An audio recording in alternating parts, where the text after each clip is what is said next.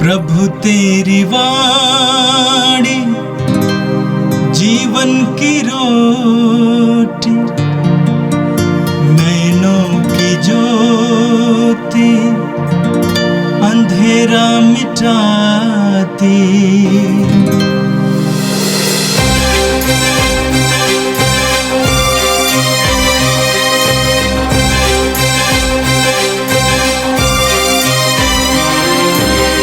प्रभु तेरी वाणी जीवन की रोटी, नैनों की ज्योति अंधेरा मिटाती। प्रभु तेरी वाणी जीवन की रोटी, नैनों की ज्योति अंधेरा मिटाती। वाणी वाणी वाणी वाणी वाणी पवित्र है, शाश्वत है, जीवन का मन्ना है। 24 जुलाई बुधवार। पहला पाठ नबी यिर्मयाह का ग्रंथ, अध्याय 1, पद संख्याएँ 1, 4 से 10 तक। मैंने तुमको राष्ट्रों का नबी नियुक्त किया। ये यिर्मयाह के शब्द हैं जो बिन्यामीन प्रांत के अनातोत में निवास करने वाले याजक हिल्किय्याह का पुत्र है। प्रभु की वाणी मुझे यह कहते हुए सुनाई दी, माता के गर्भ में तुमको रचने से पहले ही मैंने तुमको जान लिया। तुम्हारे जन्म से पहले ही मैंने तुमको पवित्र किया। मैंने तुमको राष्ट्रों का नबी नियुक्त किया। मैंने कहा, प्रभु ईश्वर, मुझे बोलना नहीं आता, मैं तो बच्चा हूँ। परंतु प्रभु ने उत्तर दिया, यह न कहो, मैं तो बच्चा हूँ। मैं जिन लोगों के पास तुम्हें भेजूँगा, तुम उनके पास जाओगे, और जो कुछ तुम्हें बताऊँगा तुम वही कहोगे। उन लोगों से मत डरो, मैं तुम्हारे साथ हूँ, मैं तुम्हारी रक्षा करूँगा, यह प्रभु का कहना है। तब प्रभु ने हाथ बढ़ाकर मेरा मुख स्पर्श किया और मुझसे यह कहा, मैं तुम्हारे मुख में अपने शब्द रख देता हूँ। देखो, उखाड़ने और गिराने, नष्ट करने और ढा देने, निर्माण करने और रोपने के लिए मैं आज तुम्हें राष्ट्रों तथा राज्यों पर अधिकार देता हूँ। यह प्रभु की वाणी है। संत मत्ती के अनुसार पवित्र सुसमाचार, अध्याय 13, वाक्य 1 से 9 तक। ईसा किसी दिन घर से निकलकर समुद्र के किनारे जा बैठे। उनके पास इतनी बड़ी भीड़ इकट्ठी हो गई कि वे नाव पर चढ़कर बैठ गए और सारी भीड़ तट पर बनी रही। उन्होंने दृष्टांतों द्वारा उन्हें बहुत सी बातों की शिक्षा दी। उन्होंने कहा, सुनो, कोई बोने वाला बीज बोने निकला। बोते बोते कुछ बीज रास्ते के किनारे गिरे और आकाश के पक्षियों ने आकर उन्हें चुग लिया। कुछ बीज पथरीली भूमि पर गिरे, जहां उन्हें अधिक मिट्टी नहीं मिली। वे जल्दी ही उग गए, क्योंकि उनकी मिट्टी गहरी नहीं थी। सूरज के चढ़ने पर वे झुलस गए और जड़ न होने के कारण सूख गए। कुछ बीज कांटों में गिरे और कांटों ने बढ़कर उन्हें दबा दिया। कुछ बीज अच्छी भूमि पर गिरे और फल लाए, कुछ 100 गुना, कुछ 60 गुना और कुछ 30 गुना। जिसके कान हों वह सुन ले। यह प्रभु का दिव्य सुसमाचार है। ख्रिस्त प्रभु की जय। मेरे प्रिय भाई और बहनों, आज का पहला पाठ नबी यिर्मयाह के ग्रंथ से लिया गया था, अध्याय 1 से। आज के पाठ में हमने नबी यिर्मयाह की बुलाहट के बारे में सुना। बाइबल में एक विशेषता हम देखते हैं, वो यह है कि ईश्वर मनुष्यों को चुनता है, बुलाता है। ईश्वर के राज्य के विस्तार के लिए, विकास के लिए ईश्वर मनुष्यों को चुनता है। और बड़ी रोचक बात यह है कि ईश्वर ऐसे लोगों को चुनता है जो संसार की दृष्टि में कमजोर हैं, दुर्बल हैं। इसके विषय में कोरिन्थियों के पहले पत्र के अध्याय 1 वाक्य 26 और 27 में संत पौलुस कहते हैं, इस बात पर विचार कीजिए कि बुलाए जाते समय दुनिया की दृष्टि में आप लोगों में बहुत कम लोग ज्ञानी, शक्तिशाली अथवा कुलीन थे। ज्ञानियों को लज्जित करने के लिए ईश्वर ने उन लोगों को चुना जो दुनिया की दृष्टि में मूर्ख हैं। शक्तिशालियों को लज्जित करने के लिए उसने उन लोगों को चुना है जो दुनिया की दृष्टि में दुर्बल है। और यही हमें बाइबल में पढ़ने को मिलता है। ईश्वर ने जिन जिन लोगों को बुलाया वे संसार की दृष्टि में दुर्बल थे। जरा सोचिए, ईश्वर ने इब्राहिम को उस समय बुलाया जब इब्राहिम 75 साल के थे, और ईश्वर ने कहा कि मैं तुम्हारे द्वारा एक बहुत बड़े राष्ट्र का निर्माण करूंगा, जबकि हम जानते हैं कि इब्राहिम की कोई संतान नहीं थी। वृद्धावस्था में ईश्वर इब्राहिम को चुनता है। ईश्वर ने मूसा को चुना इस्राएलियों को मिस्र देश की गुलामी से छुड़ाने के लिए, जबकि हम जानते हैं कि मूसा मिस्र देश से भाग खड़ा हुआ था, डरा हुआ था राजा से। और उसी तरह बाइबल में हमें पढ़ने को मिलता है, इस्यास नबी को ईश्वर चुनता है, जबकि इस्यास स्वयं कहता है कि मैं पापी इंसान हूं, पापी होंठ वाला हूं। और उसी तरह आज के पाठ में हमने सुना, प्रभु ने वचन में आपने सुना कि प्रभु की वाणी मुझे कहते हुए सुनाई पड़ी, माता के गर्भ में तुमको रचने से पहले ही मैंने तुमको जान लिया, तुम्हारे जन्म से पहले ही मैंने तुमको पवित्र किया, मैंने तुमको राष्ट्रों का नबी नियुक्त किया। प्रभु ईश्वर यिर्मयाह से कहता है कि ये बुलावा अचानक नहीं आ रहा है तेरे पास, यह मेरी एक पुरानी योजना का हिस्सा है। तुम्हारी मां के गर्भ में तुम्हें रचने से पहले ही मैंने तुमको जान लिया, तुम्हारे जन्म से पहले ही मैंने तुम्हें पवित्र किया और तुम्हें राष्ट्रों का नबी नियुक्त किया है। हर विश्वासी की बुलाहट उतनी ही कीमती है जितनी नबी यिर्मयाह की बुलाहट कीमती है। ईश्वर ने हमें बहुत पहले से चुना है। इफिसियों के पत्र के अध्याय 1 वाक्य 4 में संत पौलुस कहते हैं, सृष्टि के प्रारंभ से पहले ही ईश्वर ने हमें चुना है। हमारा बुलावा महत्वपूर्ण है। अब यिर्मयाह क्या जवाब है? यिर्मयाह कहता है, आह प्रभु ईश्वर, मुझे बोलना नहीं आता, मैं तो बच्चा हूं। ये एक सच्चाई है। ईश्वर का कार्य करने के लिए इस संसार में कौन मनुष्य योग्य है? कोई नहीं है। जब भी मैं प्रभु का वचन सुनाता हूं, मैं डरते कांपते हुए सुनाता हूं, क्योंकि ईश्वर का वचन सुनाने के लिए, ईश्वर का कार्य करने के लिए कोई भी मनुष्य योग्य नहीं है। और वही यिर्मयाह ने कहा, मैं तो बच्चा हूं, मुझे बोलना नहीं आता है। आप प्रभु का जवाब सुनिए। प्रभु ने उत्तर दिया, ये ना कहो मैं तो बच्चा हूं, मैं जिन लोगों के पास तुम्हें भेजूंगा तुम उनके पास जाओगे और जो कुछ तुम्हें बतलाऊंगा तुम वही कहोगे। उन लोगों से मत डरो, मैं तुम्हारे साथ हूं, मैं तुम्हारी रक्षा करूंगा। ये प्रभु की वाणी है।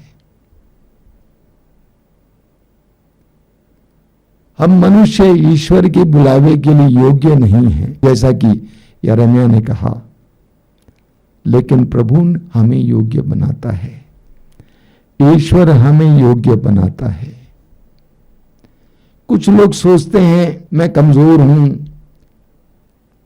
मैं ज्ञानी नहीं हूं, मेरे अंदर प्रतिभाएं नहीं हैं, मेरे अंदर कोई कला नहीं है।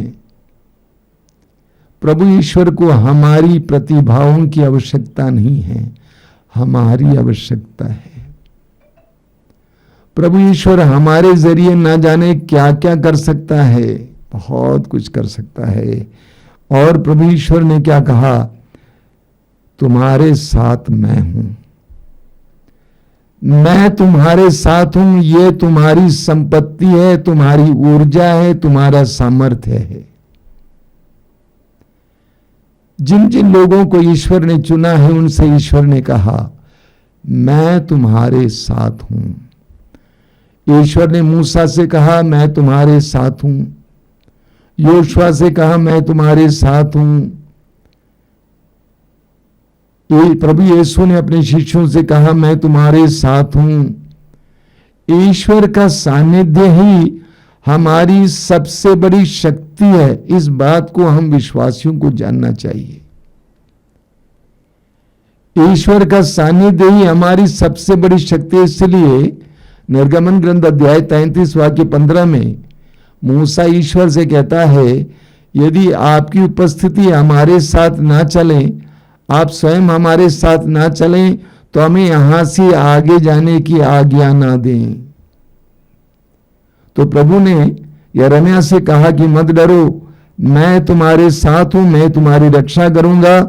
यह प्रभु की वाणी है। आगे प्रभु ने उसको क्या कहा, प्रभु ने कहा मैं तुम्हारे मुख में अपने शब्द रख देता हूं, मैं तुम्हारे मुख में अपने शब्द रख देता हूं। प्रभु ने अपनी उंगली उसके मुंह के अंदर रख दिया। प्रभु ईश्वर के हर सेवक और सेविका के लिए एक बहुत बड़ा शस्त्र है ईश्वर की वाणी, ईश्वर का वचन।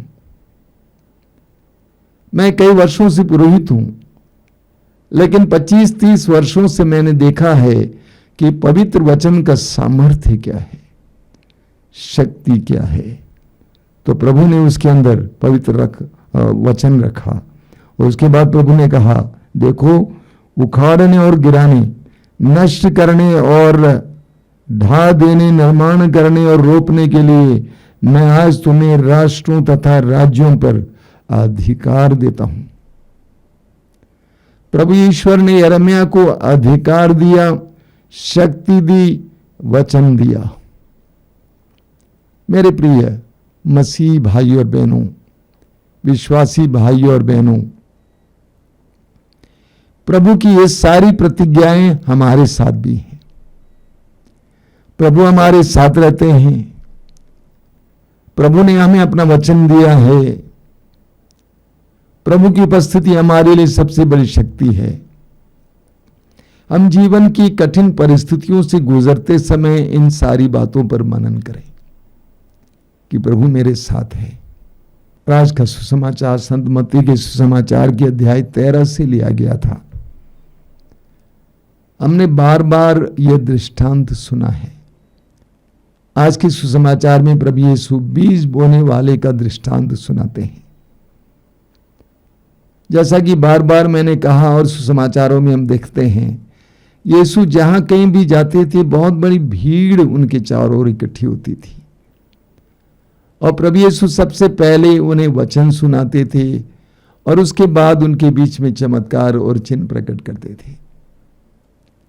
आज प्रभु यीशु दृष्टांतों के द्वारा लोगों को समझाते हैं। वैसे प्रभु यीशु दृष्टांतों के द्वारा ही लोगों को समझाते थे। ईश्वर के राज्य के बड़े बड़े रहस्यों को प्रभु ने छोटे छोटे दृष्टांतों के द्वारा शिष्यों को समझाया। नमक का दृष्टांत, अलग अलग प्रकार की दृष्टांत, जाल का दृष्टांत, जुए का दृष्टांत, दीपक का दृष्टांत, राई के दाने का दृष्टांत, गेहूं के दाने का दृष्टांत, अलग अलग दृष्टांतों के द्वारा, क्योंकि आज भी लोग बड़ी सी बड़ी बातों को दृष्टांतों के द्वारा, उदाहरणों के द्वारा आसानी से समझ पाते हैं। और प्रभु यीशु जिन लोगों को संबोधित कर रहे थे वे आम लोग थे, विद्वान लोग नहीं थे, आम साधारण लोग थे, और प्रभु दृष्टांतों के द्वारा उनको सिखाते थे। आज का दृष्टांत बीज बोने वाले का दृष्टांत है। प्रभु यीशु ने कहा कि सुनो, कोई बोने वाला बीज बोने निकला। बोते बोते कुछ बीज रास्ते के किनारे गिरे और आकाश के पक्षियों ने आकर उन्हें चुग लिया। कुछ बीज पथरीली भूमि में गिरे, जहां उन्हें अधिक मिट्टी नहीं मिली। वे जल्दी उग गए, क्योंकि उनकी मिट्टी गहरी नहीं थी। सूरज चढ़ने पर वे झुलस गए और जड़ न होने के कारण सूख गए। कुछ बीज कांटों में गिरे और कांटों ने बढ़कर उन्हें दबा दिया। कुछ बीज अच्छी भूमि पर गिरे और फल लाए, कुछ 100 गुना, कुछ 60 गुना और कुछ 30 गुना। अंत में प्रभु ने कहा, जिसके कान हो वह सुन ले। बीज बोने वाले के दृष्टांत में हमने सुना कि बीज अलग अलग जगह पर गिरते हैं। बीज बोने वाला अंधाधुंध बीज नहीं बो रहा था। उस जमाने में फलस्तीन में जहां प्रभु रहते थे, जमीन हमारे यहां की तरह बराबर नहीं थी, अच्छी नहीं थी। और जैसा कि पुराने जमाने में आपने देखा होगा, लोग जमीन के बीच में से होकर रास्ता बनाते थे, और कहीं कहीं जमीन के नीचे पत्थर था, कहीं कांटे थे, कहीं तैयार की गई अच्छी जमीन थी। इसीलिए कुछ बीज सड़क के किनारे गिरे और चिड़ियों ने चुग लिया। कुछ बीज पथरीली जमीन पर गिरे और उसकी जड़ें गहरी नहीं थी, इसीलिए सूख गई। कुछ बीज कांटों में गिरे और कांटों ने दबा दिया और वे फसल नहीं ला पाए। लेकिन कुछ बीज अच्छी जमीन पर गिरे और अच्छी फसल लाए। फसल के लिए बीज की गुणवत्ता ही काफी नहीं है, जमीन की गुणवत्ता जरूरी है। अच्छी फसल के लिए जमीन की गुणवत्ता जरूरी है। अच्छे से अच्छे बीज खराब जमीन पर बोएं तो अच्छी फसल नहीं आ सकती है। अंत में प्रभु ने कहा, जिसके कान हो वे सुन ले। और जितने भी लोग प्रभु को सुनने आए थे उन सब के कान थे। यहां एक आंतरिक अर्थ है, यानी जिनके हृदय के कान खुले हैं, जिनकी आत्मा के कान खुले हैं, जिनके मन के कान खुले हैं, ईश्वर के लिए जो खुले मन और खुले हृदय के हैं, वे वचन सुने। जब भी हम पवित्र वचन को सुनते हैं, जब विश्वास के साथ, भक्ति के साथ और पूर्ण शुद्धता के साथ हम पढ़ेंगे। याकूब का पत्र अध्याय 1 वाक्य 21 में याकूब कहते हैं कि सारी मलिनता दूर करके शुद्ध हृदय से प्रभु के वचन को ग्रहण करना चाहिए। अगर इस तरह प्रभु के वचन को हम ग्रहण करेंगे, सुनेंगे, वही वचन हमारे जीवन में अच्छी फसल लाएगा। हमारे जीवन में उस वचन का फल देखने को मिलेगा। आइए हम प्रार्थना करें। प्रभु, हम तुझे धन्यवाद देते हैं आज के सुंदर दिन के लिए, इस सुंदर समय के लिए धन्यवाद देते हैं। आज के दोनों पाठों के लिए धन्यवाद देते हैं। आशीर्वाद देना यीशु, आशीर्वाद देना। तेरे पवित्र वचनों को ग्रहण करने के लिए, उसके अनुसार जीवन जीने के लिए ये प्रभु यीशु वचनों को सुनने वाले मेरे भाई बहनों को आशीर्वाद दीजिए। आज का पूरा दिन उनके लिए आशीष का दिन बने। आमीन। प्रभु तेरी वाणी जीवन की रोटी, नैनों की ज्योति अंधेरा मिटाती। वाणी वाणी वाणी वाणी वाणी